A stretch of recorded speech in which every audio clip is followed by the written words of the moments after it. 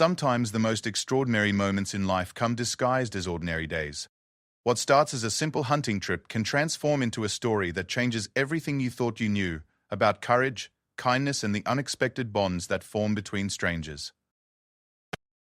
This is the true account of how a routine morning in the wilderness became a life-altering encounter that would prove that heroes don't always wear capes.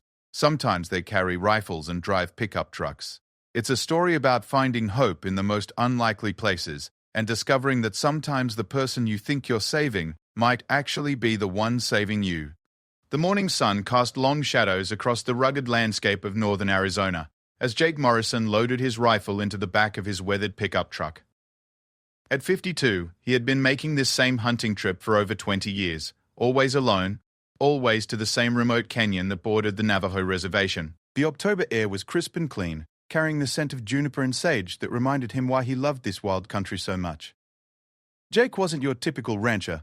He owned a modest spread about 30 miles south of the canyon where he raised cattle and lived a quiet life that suited him just fine. His wife Martha had passed away 3 years earlier, and since then, these solo hunting trips had become his way of finding peace. The solitude didn't bother him. In fact, he preferred it. Out here, with nothing but the endless sky and the sound of wind through the rocks, he could think clearly about things that mattered. The drive to his favorite hunting spot took about an hour on dirt roads that would challenge most vehicles. His old Ford had made this journey so many times that it seemed to know the way by itself, navigating around the deeper ruts and larger rocks with practiced ease. Jake had discovered this particular area years ago when he was tracking a wounded deer. The canyon was deep and narrow, with steep walls that created natural funnels where animals liked to travel. It was perfect hunting country, but more than that, it was beautiful in a way that never got old. As he parked the truck and began gathering his gear, Jake noticed something different about the morning. The usual sounds were there. The distant call of a hawk, the rustle of small creatures in the brush. But there was something else too. A feeling. Almost like someone was watching him. He had learned to trust his instincts over the years, so he paused and listened carefully. Nothing seemed out of place, but the feeling persisted. Jake shouldered his pack and rifle and began walking toward his usual spot, a rocky outcrop that overlooked a game trail used by deer and elk. The path was familiar, marked by landmarks he had memorized over the years. A dead tree shaped like a finger pointing skyward, a boulder that looked like a sleeping bear, a small spring that never ran dry even in the driest summers. But as he walked, that sense of being watched grew stronger. About halfway to his destination, Jake stopped suddenly. There, just off the main trail, was something that didn't belong. At first glance, it looked like a pile of old clothes, or maybe a tarp that someone had left behind. But as he looked more carefully, his blood ran cold. It was a person, lying motionless among the rocks and scrub brush. His first thought was that he had stumbled upon someone who had died, perhaps a hiker who had gotten lost or injured. But as he approached cautiously, he saw movement, just the slight rise and fall of breathing. The person was alive, but clearly in serious trouble. It was a young Native American girl, probably no more than 16 or 17 years old. She was unconscious, her dark hair matted with dried blood, and her clothes were torn and dirty. One leg was bent at an odd angle that made Jake's stomach turn. Obviously broken. Her face was swollen and bruised, and there were cuts and scrapes covering her arms and hands. She looked like she had been there for quite some time. Jake knelt beside her and gently checked for a pulse. It was weak but steady. She was breathing, but her skin was cold to the touch and had a grayish color that spoke of shock and exposure. He could see that she was severely dehydrated, and from the looks of her injuries, she needed medical attention immediately. The girl was wearing traditional Navajo jewelry, silver bracelets, and a turquoise necklace that caught the morning light. Her clothes, though torn and dirty, appeared to be good quality. This wasn't some runaway living on the streets. This was someone's daughter, someone who was probably desperately missed by her family. Jake's mind raced as he tried to figure out what to do. His cell phone had no signal out here. It never did. The nearest hospital was over an hour away, even if he drove fast on the rough roads. The girl needed help now, and there was no way to call for it. He was going to have to make some difficult decisions, and he was going to have to make them quickly. Looking more closely at her injuries, Jake could see that the broken leg was probably the most serious visible problem, but he suspected there might be internal injuries as well. The bruising on her torso suggested she had taken some hard hits, possibly from a fall, or maybe something worse. Her breathing was shallow and irregular, which worried him even more. As gently as possible, Jake tried to rouse the girl by speaking softly to her. "Hey there, can you hear me? My name is Jake and I'm here to help you." There was no response, not even a flutter of her eyelids. She was deeply unconscious, which could mean a serious head injury or just exhaustion and dehydration. Jake made his decision. He couldn't leave her here while he went for help. She might not survive that long in her current condition. And he couldn't wait for help to come to them because nobody even knew they were here. The only option was to get her to his truck and then to medical care as quickly as possible. The problem was how to move her safely. Jake had some basic first aid training from his time in the military, but this was way beyond anything he had dealt with before. He knew that moving someone with potential spinal injuries was dangerous, but leaving her here seemed even more dangerous. He was going to have to take the risk. First, he went back to his truck to get some supplies. He had a sleeping bag, some rope, a tarp, and a basic first aid kit. Not much, but it would have to do. He also grabbed a bottle of water and some energy bars from his pack, thinking she might need them if she regained consciousness. When he returned, the girl was still unconscious, but she seemed to be breathing a little easier. Jake carefully straightened her broken leg as much as he dared, and used some straight branches he found nearby to create a rough splint. He secured it with rope, trying to be as gentle as possible but knowing it probably hurt even though she couldn't feel it right now. Next, he spread the sleeping bag on the tarp and very carefully moved the girl onto it. She was lighter than he had expected, which worried him even more. She was clearly malnourished and probably hadn't eaten in days. As he lifted her, she made a small sound, not quite a moan, but the first sign that she might be closer to consciousness than he had thought. The journey back to the truck was one of the longest half-miles of Jake's life. He carried her as carefully as he could, stopping frequently to rest and to check on her condition. The terrain was rough and uneven, and every step felt like it might cause more damage to her already broken body. But there was no choice. This was the only way to get her the help she needed. About halfway back to the truck, something incredible happened. The girl's eyes fluttered open for just a moment, and she looked directly at Jake. Her eyes were dark brown and surprisingly clear considering her condition. She didn't seem afraid, which surprised him. Instead, she looked at him with what seemed like recognition, as if she had been expecting him to find her. Her lips moved, and Jake leaned closer to hear what she was trying to say. Her voice was barely a whisper, hoarse from thirst and injury, but her words were clear enough. "Take it easy." Then her eyes closed again, and she was unconscious once more. But those 3 words echoed in Jake's mind as he continued carrying her toward the truck. Take it easy. It was such an odd thing to say under the circumstances. Was she trying to tell him not to worry? Was she asking him to be careful with her injuries? Or was there some other meaning that he wasn't understanding? When Jake finally reached his truck, he realized he faced another challenge. The bed of the pickup was too high and rough for someone in her condition, but the cab was too small for her to lie down properly. He ended up creating a makeshift bed in the cab using his jacket as a pillow and positioning her as carefully as possible across the seat. As he started the engine and began the long, careful drive toward town, Jake couldn't stop thinking about those words, "Take it easy." There had been something about the way she said them, something that suggested they weren't just casual words, but carried some deeper meaning. He had spent enough time around Native Americans to know that their culture was rich with symbolism and that words were chosen carefully, especially in important moments. The drive to the hospital seemed to take forever. Jake had to navigate the rough roads slowly to avoid jostling his passenger too much, but every minute that passed felt like it could be critical. Several times he stopped to check on the girl, and each time he was relieved to find her still breathing, still hanging on. About 20 minutes into the drive, she regained consciousness again, this time for longer.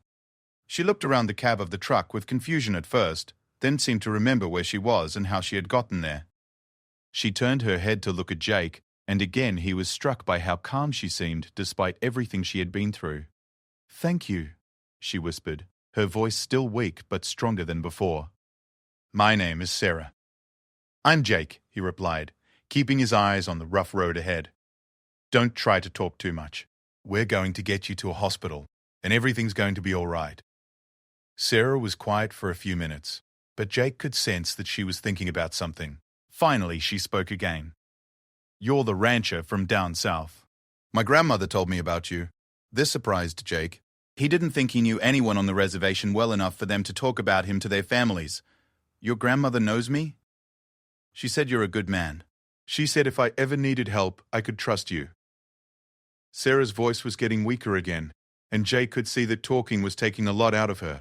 She said you would come when the time was right. The words sent a chill down Jake's spine. How could her grandmother have known that he would be the one to find her? How could she have predicted this situation? Unless this wasn't as random as it seemed. Sarah, what happened to you? How did you end up out there?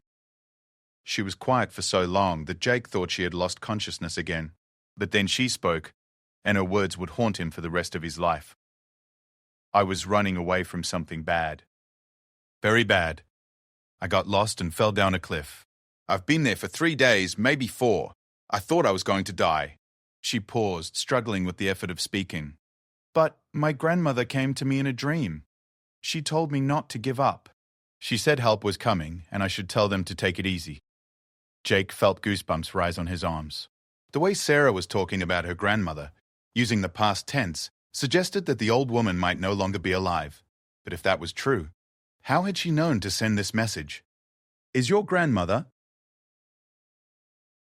Jake began to ask, but Sarah had closed her eyes again and seemed to have slipped back into unconsciousness. The rest of the drive passed in silence, broken only by the sound of the truck's engine and the occasional groan from Sarah as they hit an unavoidable bump in the road. Jake's mind was spinning with questions, but they would have to wait. The most important thing right now was getting this brave young woman the medical care she needed. As the hospital finally came into view, Jake felt a mixture of relief and anticipation. Relief that Sarah would soon get proper medical attention, and anticipation because he had a feeling that this was just the beginning of a story that would change both of their lives in ways he couldn't yet imagine. The emergency room staff moved quickly when Jake carried Sarah through the doors. Within minutes, she was on a gurney surrounded by doctors and nurses, getting the professional care that Jake couldn't provide. As he watched them wheel her away, he heard her whisper one more time, "Take it easy, Jake, take it easy." Standing alone in the hospital waiting room, covered in dust and dirt from the canyon, Jake Morrison realized that his quiet hunting trip had turned into something much more significant. He had found more than just a wounded girl in the wilderness. He had found a mystery that seemed to connect him to forces and events he didn't understand but couldn't ignore. The adventure was just beginning. The waiting room at Flagstaff Medical Center became Jake's second home over the next several days. After the initial rush of getting Sarah into emergency care, the reality of the situation began to sink in. The doctors had confirmed what Jake suspected. She had a badly broken leg, 3 cracked ribs, a concussion, severe dehydration, and multiple cuts and bruises. But she was alive, and according to the medical team, she was going to recover fully with time and proper care. What troubled Jake more than her physical injuries was what the doctors didn't say directly, but implied through their questions and concerned looks. The pattern of Sarah's injuries suggested she hadn't simply fallen down a cliff as she claimed. The bruising on her arms and torso looked like she had been grabbed and hit, possibly multiple times. When Jake tried to bring this up with the medical staff, they politely but firmly told him that they couldn't discuss patient details with someone who wasn't family. The problem was finding her family. Sarah had been unconscious or heavily medicated for the first 2 days, and when she was awake, she seemed reluctant to talk about where she came from or who her people were. The hospital had contacted the Navajo Nation authorities, but without more specific information, locating her relatives was proving difficult. The reservation was vast, with many communities spread across a huge area, and Sarah was a common name. Jake found himself spending more and more time at the hospital, partly because he felt responsible for Sarah's welfare, and partly because he was genuinely worried about what would happen to her when she was discharged. She had no identification, no money, and apparently no one looking for her.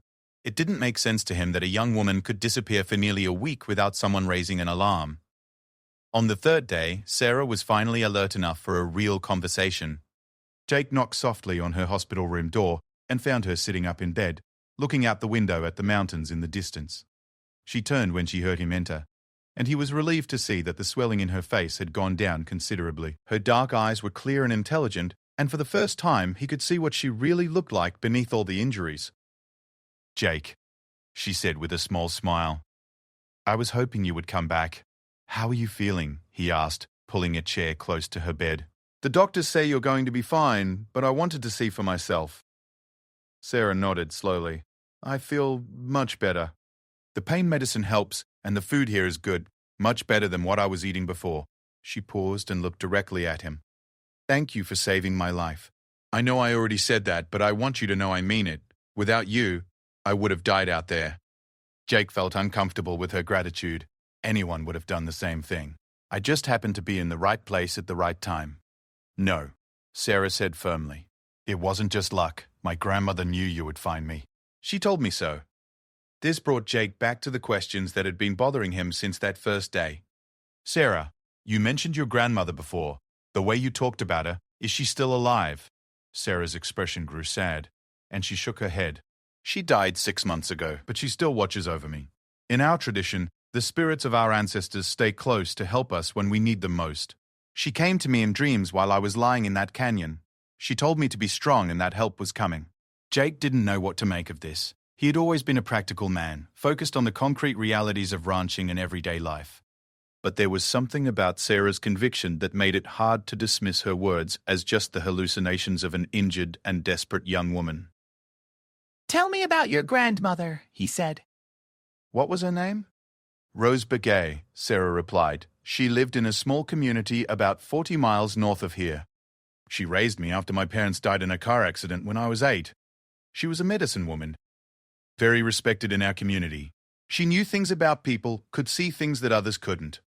The name meant nothing to Jake, but something about Sarah's description of her grandmother stirred a memory. Several years ago, an elderly Navajo woman had come to his ranch looking for work. She was too old for the kind of physical labor he needed, but there had been something about her that made him offer her a job anyway. She had worked for him for about a month helping Martha with the house and garden before moving on. He had always wondered what happened to her. Did your grandmother ever work for white families? Jake asked. Maybe as a housekeeper or cook? Sarah's eyes widened. Yes, sometimes. She said it was important to understand all kinds of people, not just our own. She worked for several families over the years. She studied Jake's face carefully. Did you know her? I think I might have. About 4 years ago, an elderly woman named Rose worked at my ranch for a few weeks. My wife Martha was sick at the time, and Rose helped take care of her. She was a remarkable woman. Very wise. Very kind. Martha always said Rose had a healing touch.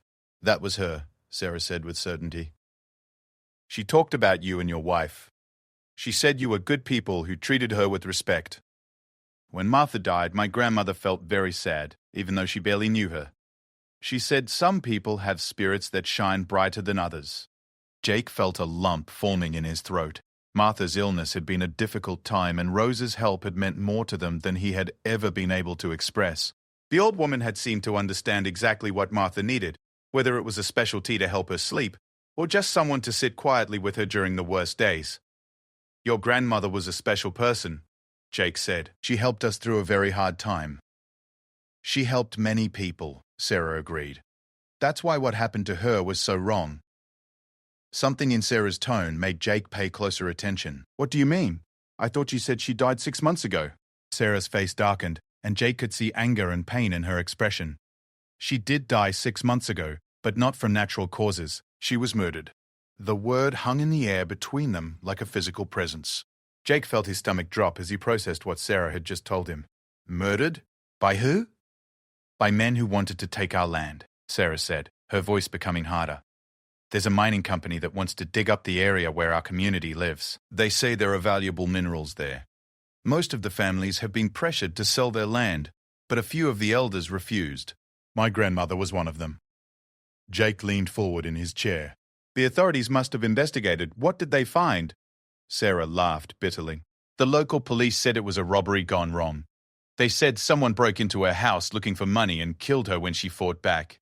But nothing was taken, Mr. Jake. Nothing at all. Her jewelry was still there. Her money was still in the coffee can where she always kept it. Even the TV was still there. What do you think really happened?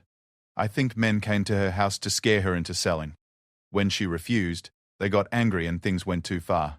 The mining company has been using intimidation tactics against anyone who won't sell, but they're careful to make it look like random crimes or accidents. Jake was beginning to understand why Sarah had been running and why she had been so reluctant to talk about her family or where she came from. Is that why you were out in the canyon? Were you running from these men? Sarah nodded. After my grandmother died, I went to live with my cousin's family. But strange things started happening. Our water well got contaminated. Someone shot our dog. My cousin's truck had brake problems that could have killed him. The message was clear: sell the land or more bad things will happen. Why didn't you go to the authorities? We tried. But the local sheriff is friends with the mining company executives. The FBI said they couldn't get involved without more evidence, and the tribal police are overwhelmed and don't have the resources to fight a big corporation. Sarah's voice became quieter. 3 weeks ago, my cousin decided to sell. He said it wasn't worth risking his children's lives, but you disagreed. My grandmother made me promise never to sell her land. She said it was sacred ground, where her grandparents were buried, where the spirits of our ancestors live. She said if we lost that land, we would lose part of our souls. Sarah's eyes filled with tears. I couldn't break that promise even if it meant living on my own. So you left your cousin's house and tried to make it on your own. But they found you. I was staying in an old cabin up in the mountains, trying to figure out what to do next. 3 men came looking for me 5 days ago. They said they just wanted to talk, but I could see in their eyes that they meant to hurt me. I ran, but they chased me. I thought I could lose them in the canyon, but I fell and hurt my leg. They couldn't get down to where I was, but they also couldn't leave me there, alive. They said they would come back with ropes and equipment. That's why you kept saying, take it easy, Jake realized. It wasn't random, it was a message. Sarah looked confused. I don't understand. When I found you, you kept telling me to take it easy. At first, I thought you were just telling me to be careful with your injuries. But it was more than that, wasn't it? It was something your grandmother told you to say. A look of recognition crossed Sarah's face. Yes, exactly. In my dream, she told me that when help came, I should tell them to take it easy.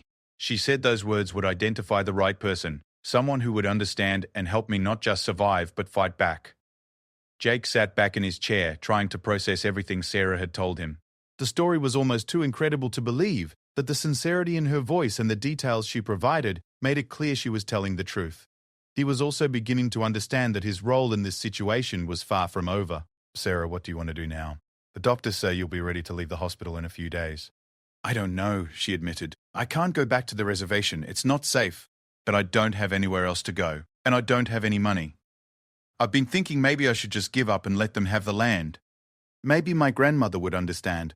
No, Jake said firmly, surprising himself with the strength of his reaction. Your grandmother wouldn't understand, and more importantly, you wouldn't be able to live with yourself. There has to be another way. I'm just one person against a whole mining company. They have money, lawyers, and apparently some corrupt local officials on their side. What can I possibly do? Jake stood up and walked to the window, looking out at the same mountains that Sarah had been watching. An idea was forming in his mind, one that both excited and terrified him. Maybe you're not just one person, he said slowly. Maybe you have help you haven't considered. What do you mean? I mean me. I have some resources, some connections, and a lot of experience dealing with people who think they can push around folks who can't fight back. If you're willing to trust me, maybe we can find a way to honor your grandmother's memory and protect that land.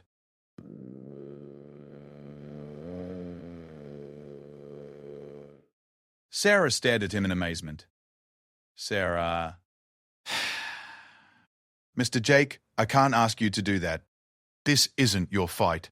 Your grandmother made it my fight when she helped me take care of Martha, and you made it my fight when you trusted me enough to deliver her message. Jake sat back down and looked directly into Sarah's eyes. Besides, I've been looking for something to do with my life since Martha died. Fighting for what's right seems like a pretty good purpose. Tears ran down Sarah's cheeks as she reached out and took Jake's weathered hand in both of hers. Are you sure? These are dangerous people. They've already killed once. I'm sure, Jake said. But we're going to be smart about it. We're going to gather evidence, build a case, and find people who can help us. We're going to take it easy, just like your grandmother said. But we're also going to fight. What's the first step? The first step is getting you out of here and somewhere safe. I think you should come stay at my ranch while you recover. It's isolated enough that those men won't find you easily, and it'll give us time to plan our next move. Sarah squeezed his hand tighter. My grandmother was right about you. She said you were the kind of man who would do the right thing even when it was hard. We'll see about that, Jake replied. This is going to be harder than anything either of us has ever done, but sometimes the hardest fights are the most important ones. As Jake left the hospital that evening, he felt more alive and purposeful than he had in years. He had started the week planning a simple hunting trip, and now he was preparing to take on a mining company, corrupt officials, and potentially dangerous criminals. It should have been terrifying, but instead it felt like destiny. He thought about Rose Begay and her mysterious ability to see the future. Somehow, she had known that he would find Sarah, and that he would be willing to help. She had also known that Sarah would need more than just rescue. She would need someone willing to stand with her and fight for what was right. "Take it easy," Jake said to himself as he drove home through the gathering darkness. But even as he spoke the words, he knew that the easy part of this story was over. Tomorrow, the real work would begin. 3 months after finding Sarah in the canyon, Jake Morrison's quiet ranch had been transformed into something resembling a war room. Maps covered his kitchen table, legal documents filled filing cabinets that had once held cattle breeding records, and his computer, which he had previously used mainly for checking weather and cattle prices, now stayed busy with research and communication around the clock. Sarah had recovered completely from her physical injuries, but the emotional scars of losing her grandmother and being forced from her home ran much deeper. She had thrown herself into the fight to save her grandmother's land, with a determination that both impressed and worried Jake. Sometimes he would find her working late into the night, poring over mining regulations or researching similar cases from other states. Her eyes red from strain and her jaw set in a way that reminded him of Rose Begay. The past 3 months had been a crash course in corporate law, environmental regulations, and the complicated politics of land rights on and near Native American reservations. What Jake had initially thought might be a straightforward case of intimidation and possibly murder had turned out to be far more complex and far-reaching than either of them had imagined. The mining company, Apex Mineral Resources, was much larger and more powerful than Sarah had realized. They weren't just interested in her grandmother's small plot of land. They had been systematically acquiring mineral rights across a huge swath of northern Arizona, using a combination of legitimate purchases, legal pressure, and what Jake had come to recognize as barely disguised threats and intimidation. Their investigation had uncovered at least 6 other suspicious deaths or accidents involving people who had refused to sell their land to Apex. In each case, local authorities had found explanations that didn't involve the mining company. But when looked at together, the pattern was unmistakable. Someone was eliminating obstacles to Apex's expansion plans, and they were being very careful to make it look like coincidence. The breakthrough had come when Sarah remembered something her grandmother had told her shortly before her death. Rose Begay had mentioned that she had been keeping detailed records of every contact she had with Apex representatives, including dates, names, and even audio recordings of some conversations. She had hidden these records somewhere safe, but had died before she could tell Sarah where they were. It had taken weeks of searching through Rose's belongings and former living spaces, but they had finally found the hiding place. Rose had buried a metal box beneath a particular rock formation that had spiritual significance to her family. Inside were dozens of documents, photographs, and small digital recording device filled with conversations that proved Apex had been using threats and intimidation tactics for over 2 years. The recordings were explosive. In them, Apex representatives could be heard making veiled threats about what might happen to people who continued to refuse their offers. In one particularly damning recording, a man identified himself as working for Apex and suggested that Rose might want to consider what had happened to other stubborn landowners who had suffered accidents. But having evidence was only the beginning. Jake and Sarah quickly discovered that turning evidence into justice was a much more complicated process. Their first attempts to interest local law enforcement had been met with polite but firm dismissals.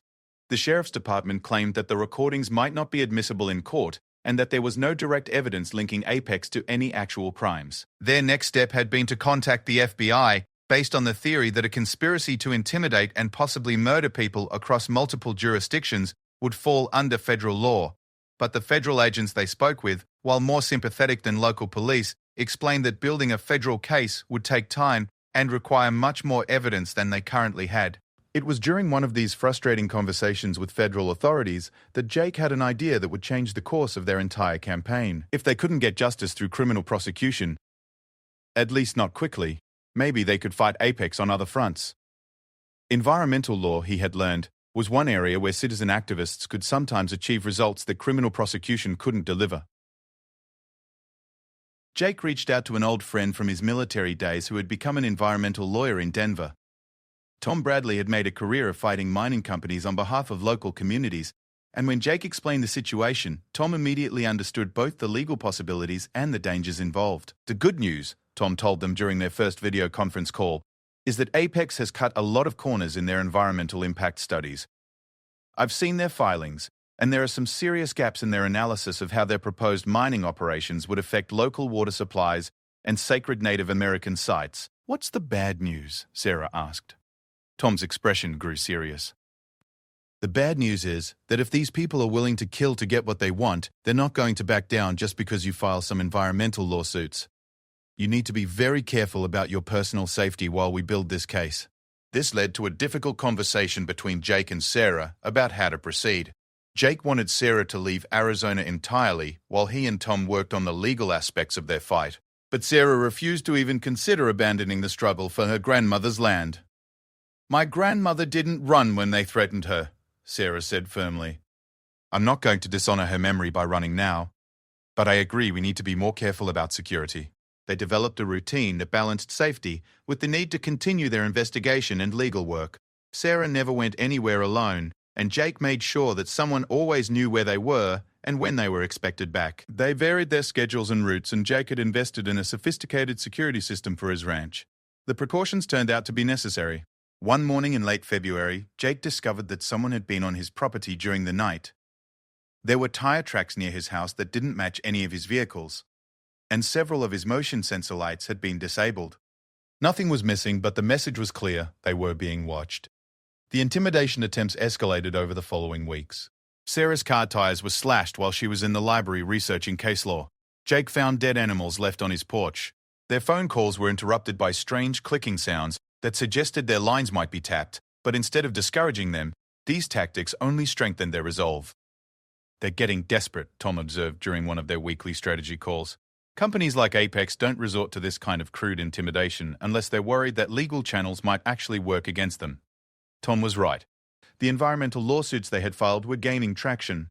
A federal judge had agreed to review their request for an injunction that would halt Apex's mining operations until more thorough environmental impact studies could be completed. More importantly, their case had attracted attention from environmental groups and Native American rights organizations across the country. The media attention was a double-edged sword. On one hand, it brought additional resources and expertise to their cause. Several prominent lawyers had offered to work on the case pro bono, and environmental groups were providing funding for expert witnesses and technical studies. On the other hand, the publicity seemed to make Apex even more aggressive in their attempts to shut down the opposition.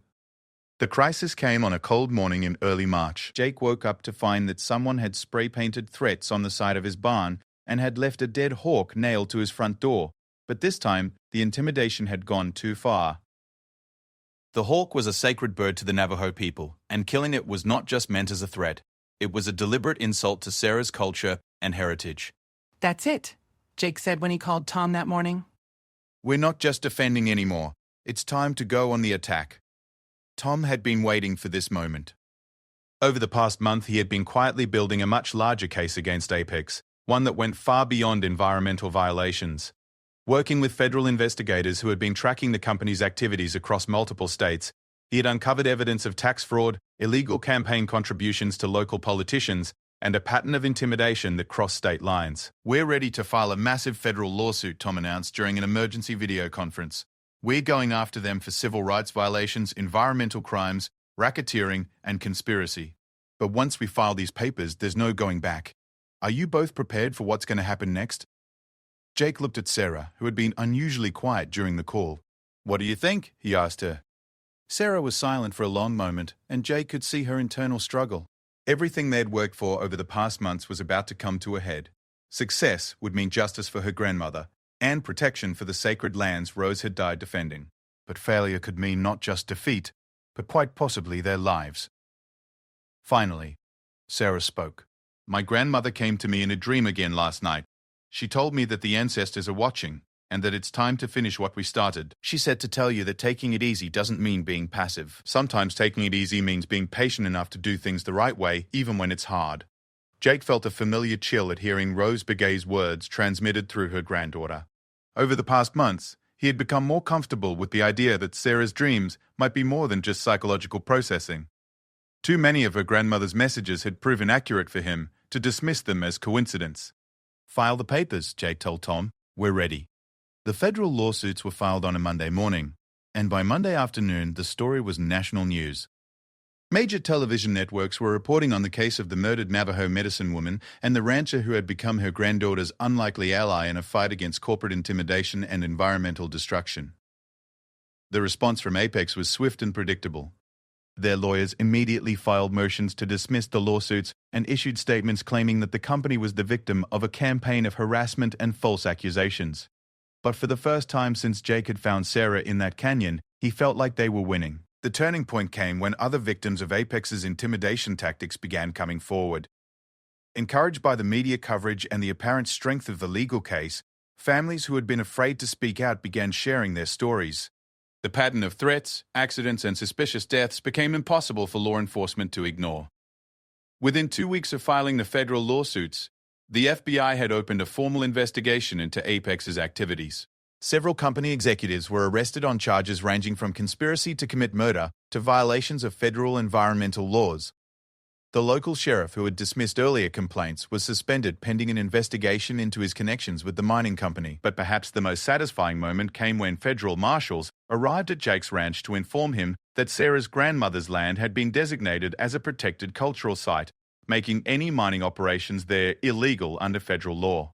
Rose Begay's final victory had come through the legal system she had spent her final months documenting and preparing to fight. As spring arrived in northern Arizona, Jake and Sarah stood together at Rose Begay's grave, which was located on the land that Apex had tried so hard to acquire.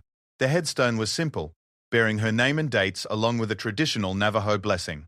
But nearby, a new marker had been installed by the National Park Service, designating the area as a protected cultural site and briefly telling the story of the medicine woman who had died defending it.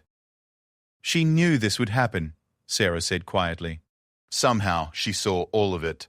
You finding me, us working together, even this final outcome. She planned it all. Jake placed a hand on Sarah's shoulder. Maybe she did see it, or maybe she just had faith that doing the right thing would eventually lead to the right outcome. Either way, we honored her memory and her sacrifice. Sarah nodded and placed a small bundle of sage on her grandmother's grave, lighting it and letting the sacred smoke carry their prayers to the spirit world. As the smoke rose into the clear mountain air, Jake thought he caught a glimpse of an elderly Navajo woman standing among the juniper trees, smiling at them with approval and satisfaction.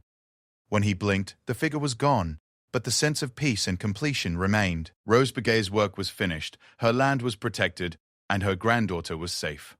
The circle that had begun with a simple hunting trip had been completed with justice and healing. As they walked back toward Jake's truck, Sarah spoke one final time. My grandmother has one more message for you, Mr. Jake. What's that? Sarah smiled, and for the first time since he had known her, she looked completely at peace. She says thank you for taking it easy, and for understanding that sometimes the easy path is the hardest one to walk. Jake laughed, finally understanding the full meaning of those 3 simple words that had started their journey together. Taking it easy hadn't meant avoiding conflict or taking the simple way out. It had meant having the patience and wisdom to do things the right way, even when that way was difficult and dangerous. 6 months later, Jake Morrison was back in his familiar canyon for his annual hunting trip. But this time, he wasn't alone. Sarah had decided to attend college to study environmental law, but she was spending the summer working on Jake's ranch and learning about cattle ranching. She had discovered that she enjoyed the hard physical work and the connection to the land that ranching provided. As they sat around their campfire on the first evening of their hunting trip, watching the stars appear in the clear desert sky, Sarah asked Jake a question that had been bothering her. Do you ever regret it? Getting involved in all this, I mean. Your life was peaceful before you found me. Now you're famous. And people are always asking you to help with their legal battles against big corporations. Jake considered the question carefully. It was true that his life had become much more complicated. He was working with environmental groups across the country, helping other communities fight against corporate intimidation. He had testified before Congress about the need for stronger protections for Native American sacred sites. His quiet, solitary existence was definitely over. But when he looked at Sarah, healthy and strong, and preparing to become a lawyer who would continue her grandmother's fight for justice, he knew he had no regrets. Your grandmother was right about a lot of things, Jake said finally. But she was especially right about what happens when good people decide to stand up for what's right. It's not easy, but it's always worth it. Sarah smiled and poked at the fire with a stick, sending sparks up toward the stars. She would be proud of us, wouldn't she? I think she is proud of us, Jake replied. And I think she's still watching over us, making sure we remember to take it easy. As if summoned by their conversation, a gentle breeze stirred the juniper trees around their campsite, carrying with it the faint scent of sage and the whispered sound of an old woman's laughter. Jake and Sarah exchanged glances, both feeling the presence of Rose Begay's spirit blessing their continued friendship and shared commitment to protecting the land and people she had loved. The hunting trip that had changed everything was now just a memory, but its legacy lived on in the bond between an unlikely pair of allies and their ongoing fight for justice. Sometimes the most important discoveries happen when you're looking for something else entirely, and sometimes the people who rescue you turn out to be the ones who needed rescuing most of all. In the end, Jake Morrison had found much more than he had ever gone hunting for. He had found purpose, family, and a connection to something larger than himself. And Sarah Begay had found not just safety, but the strength to carry on her grandmother's legacy, and the knowledge that she would never have to face the world's challenges alone. The story that had begun with 3 simple words, "Take it easy," had become a testament to the power of unexpected friendships and the importance of fighting for what's right, no matter how difficult the battle might be. Hunting trip turns rescue. Rancher finds wounded. Navajo girl brings her home. She says, "Take it easy."